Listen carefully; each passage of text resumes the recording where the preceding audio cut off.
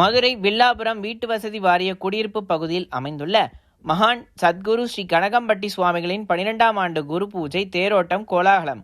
ஆயிரக்கணக்கான பக்தர்கள் தரிசனம். பழனி அருகே கனகம்பட்டியில் வாழ்ந்த மகான் ஸ்ரீ சத்குரு கனகம்பட்டி சுவாமிகள் மதுரை வில்லாபுரம் பகுதியில் முதலாக மதுரை ஞான சபை என்ற அமைப்பை நிறுவினார்.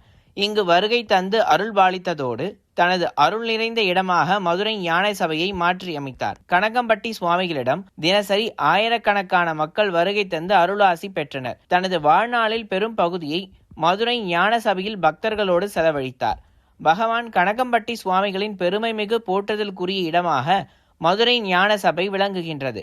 இங்கு பகவான் கனகம்பட்டி சுவாமிகளை நினைத்து வரும் பக்தர்களின் குறைகளை போக்கும் இடமாக உள்ளதாலும் அறிவுக்கல்வி போதிக்கக்கூடிய ஞான சபையாக இருப்பதாலும் தினசரி திரளான பக்தர்கள் தரிசனம் செய்து விளக்கேற்றி மனமுருகி வழிபாடு செய்கின்றனர். இங்கு மகான் ஸ்ரீ சத்குரு பகவான் கனகம்பட்டி சுவாமிகளின் 12ஆம் ஆண்டு குரு பூஜை விழா 27ஆம் தேதி பிப்ரவரி துவங்கி மார்ச் 1ஆம் தேதி வரை 3 நாட்கள் வெகு விமர்சையாக நடைபெற்றது. மதுரை ஞான சபையில் முதல் நாள் நிகழ்ச்சியாக காலை யாகசாலை பூஜையுடன் குரு பூஜை துவங்கியது.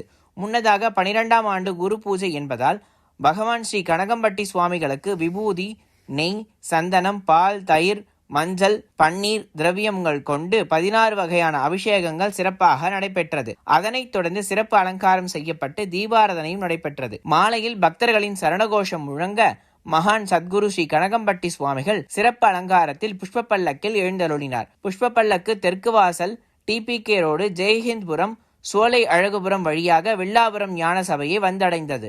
இந்த நிகழ்ச்சியில் திரளான பக்தர்கள் கலந்து கொண்டு பகவானை தரிசனம் செய்தனர். பிப்ரவரி 28ஆம் தேதி 2ஆம் நாள் நிகழ்ச்சியாக காலையில் குரு பூஜை சிறப்பு அபிஷேக தீபாராதனையும் நடைபெற்றது. அதனைத் தொடர்ந்து மாலையில் கொங்கு மண்டல பவளக்கொடி கும்மி கலைக்குழுவினர் சார்பில் வள்ளி கும்மி நடனம் நடைபெறுகின்றது. 1ஆம் தேதி 3ஆம் நாள் நிகழ்ச்சியாக காலையில் சத்குரு மகான் ஸ்ரீ பகவானுக்கு புண்ணிய தீர்த்தங்களால் சங்காபிஷேகம் நடைபெறுகின்றது. அதனைத் தொடர்ந்து சிறப்பு அலங்காரம் செய்யப்பட்டு தீபாராதனையும் நடைபெற உள்ளது. இந்த பூஜையில் கலந்து கொள்ளும் பக்தர்கள் அனைவருக்கும் பகவானின் திருவடிகளுக்கு நேரடியாக பூஜை செய்ய அனுமதிக்கப்படுகின்றனர். குரு பூஜை விழா நடைபெறும் 3 நாட்களும் தொடர்ந்து அன்னதானமும் நடைபெற்று வருகின்றது. இந்த ஆண்டு கனகம்பட்டி சுவாமிகளின் 12ஆம் ஆண்டு குரு பூஜையில் பக்த கோடிகள் திரளாக கலந்து கொண்டு பகவானின் அருளை பெற ஞான சபை சார்பாக விழா ஏற்பாடுகள் நடைபெறுகின்றது.